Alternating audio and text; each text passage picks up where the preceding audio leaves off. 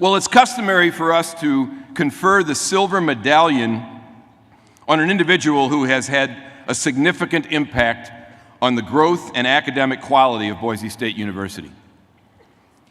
This year, I am honored to present the Silver Medallion to a true friend and champion of Boise State University, Mr. Rod Lewis.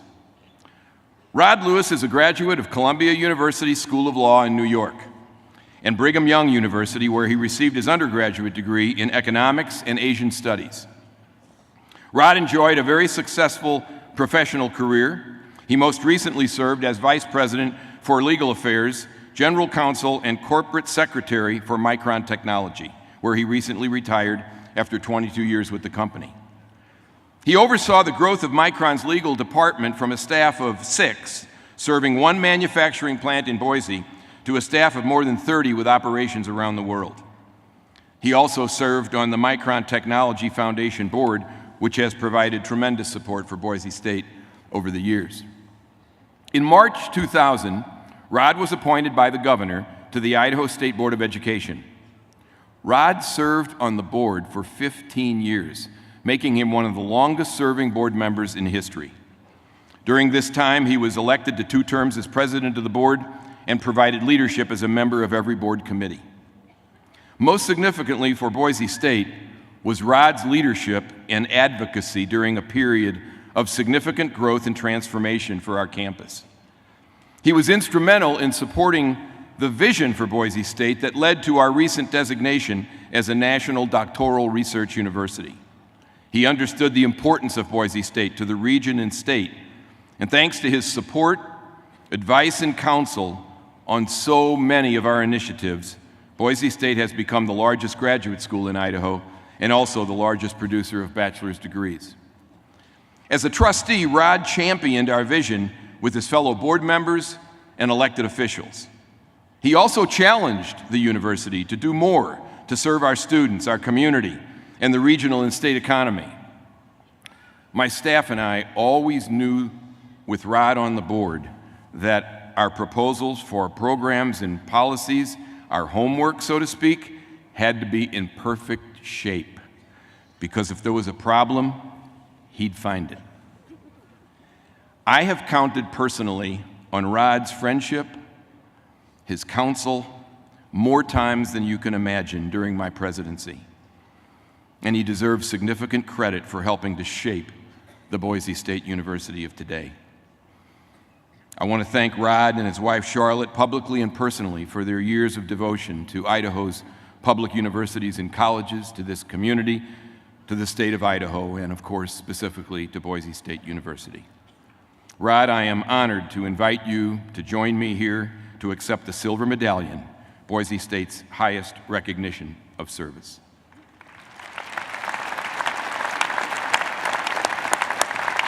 Now let's see if I can find the medallion. There it is.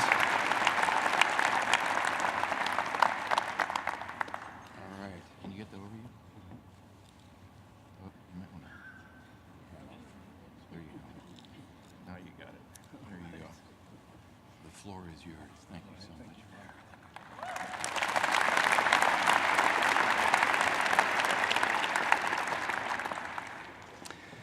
Thank you, Dr. Kestra. President Kestra, Provost Schimpf, deans, faculty, and staff, graduates, and families, I'm very honored to be here today and grateful to receive this award. It means a great deal to me, more than you can know. My being here today actually reminds me of a TV ad that Boise State ran last year in its football broadcasts. You may have seen it. It had a fun song and scenes of student activities on and off campus. Scenes like students kayaking, students working in a lab, even students doing spins in a zero-gravity chamber. And of course, scenes of students with Buster Bronco. Then all of a sudden, at the end of the ad, in the last scene, the camera focuses on an older man who doesn't appear to have any relationship with the university, and a woman puts a BSU hat on his head and gives him a kiss on the cheek. And your immediate thought is, how did that guy get in there? And what has he got to do with what's going on at Boise State? So it goes with me today.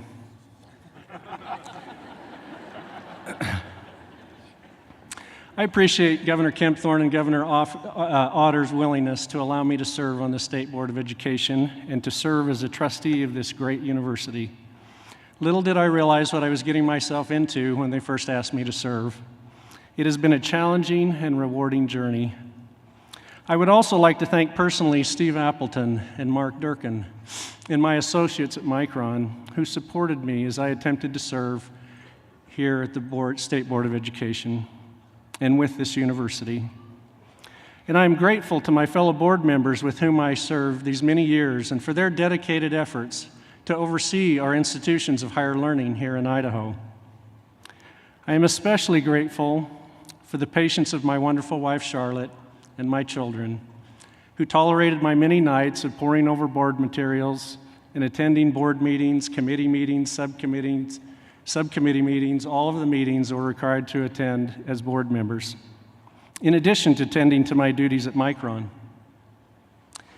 Finally, I would like to thank those who have so tirelessly worked for the last decade plus to drive the success and progress we have seen here at Boise State. I would like to thank President Custra and his wife, Kathy, and President Custra's administration and staff, and our deans and faculty leaders who have so successfully led this university. These are the people who deserve the credit for what BSU has become and who have set the path for what BSU will become in the future. It has been a distinct honor and privilege to work with all of you and to observe your impressive leadership and guidance of this university. You have taken this university to higher heights and seen the vision of its potential.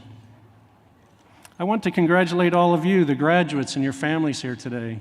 As President Custra noted, many of you sacrificed a great deal to get to this point today. Congratulations on achieving this great milestone. I had the opportunity during my time at Micron to work with a number of graduates from Boise State. People like Steve Appleton, Jay Hawkins, Reed Langrel, Don Baldwin, Kip Bedard, Ed Mahoney, Mark Heil, Mike Reynoldson, Ivan Donaldson. I could go on and on. It's my understanding that we now have over 600 graduates of Boise State University working at Micron, many in leadership positions. The attribute I think I admired and respected most among these colleagues who graduated from Boise State was their good judgment and common sense. I believe in part this is the quality upon which Micron was built. This quality was personified in one of our founding leaders, J.R. Simplot. I recall in one of my law classes many years ago, a student asked my law professor, who had worked in some of the most prestigious law firms in New York, the following question: what is the most important quality one can have to succeed in his or her career? When I heard this question, I thought, well, that's easy. It must be superior intelligence, or the ability to think and write critically, or the possession of great logical thinking.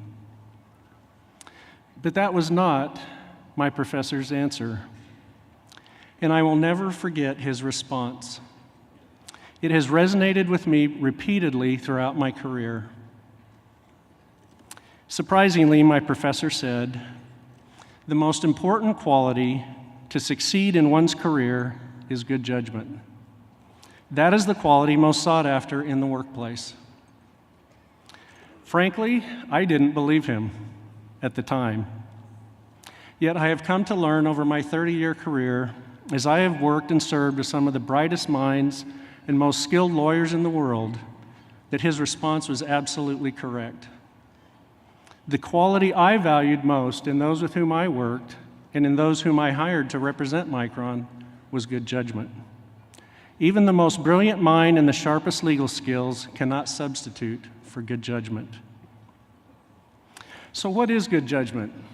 In many ways, good judgment is akin to common sense, or closely aligned with it. It seems to be the application of one's cumulative experience, intuition, and analytical skills to make good decisions. It is the ability to discern that information which is useful from that information which is not. It is having the courage to set aside conventional wisdom and trusting your own judgment and your own evaluation of the facts. It is the ability to see a situation for what it really is and not for what others are trying to represent it to be. Humility is a significant component of good judgment. It is recognizing that you may not always have the answer, and recognize when you need to seek counsel and advice from others. It is being a team player with the desire and ability to interact with your coworkers in a thoughtful and cooperative manner, keeping in mind their perspective and their needs to get to the right answer. It is choosing long-term thinking over short-term thinking. Good judgment, of course, will always include a strong code of ethics and sense of morality. Doing the right thing should always be your beacon star. Roger Babson said, "Property may be destroyed and money may lose its purchasing power, but character, health, knowledge, and good judgment will always be in demand in all conditions." One of my favorite philosophers, John Wooden, who also happens to be a great basketball coach, said, "Practice self-discipline and keep emotions under control. Good judgment and common sense are essential." Good judgment will dictate in large part the level of your success in your career and in your life. As I mentioned, one of the qualities that I admired most in my colleagues at Micron, who graduated from Boise State, was good judgment. I hope you will carry on this BSU tradition. In addition to using good judgment, or perhaps as part of your using your good judgment, I hope you'll also consider your ongoing relationship with this university after you leave today. In the long term, a university is only as strong as its graduates. And not surprisingly, its graduates, you and your career, will be affected by the strength and reputation of this university. However you came to be here, from this day forward, you will always be graduates of Boise State University. What you do with your degree and with your life after you leave today will affect the strength and reputation of Boise State.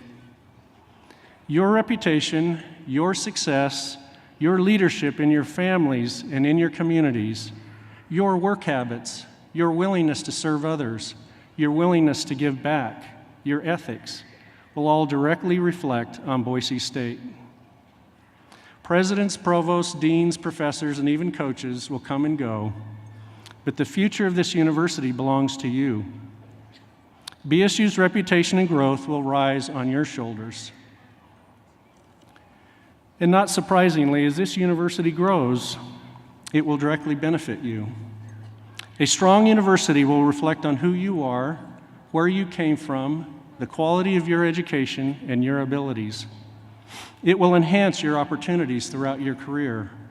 As Boise State's reputation strengthens, so will your future. The progress Boise State has made to date has been great, but the future of this university is still before us. It is time for us to go to the next level from where we are today, and it will be you, Boise State's graduates, who will lead us there. Now, I reflected the other day on the phrase, "Go Broncos." I kind of like that phrase. In fact, it's one of my favorites. It's right up there with yelling, "Boise State." Charlotte sometimes expresses concern for the folks who sit next to us at Boise State ball games, because I tend to cheer a bit loudly. Dr. Kestra knows this. In fact, some may say I cheer too loudly, but I want BSU to win. And if I could, I would cheer for you just as loudly today, because I want you to win. You are Boise State's team of the future, and you have won by being here today. But today is just the start. You've completed spring training, you've completed your spring game. Now it's time to go on to the regular season and the championship run. Congratulations to all of you, both graduates and families. I love this university. I'm very proud of you. Good luck, and go Broncos!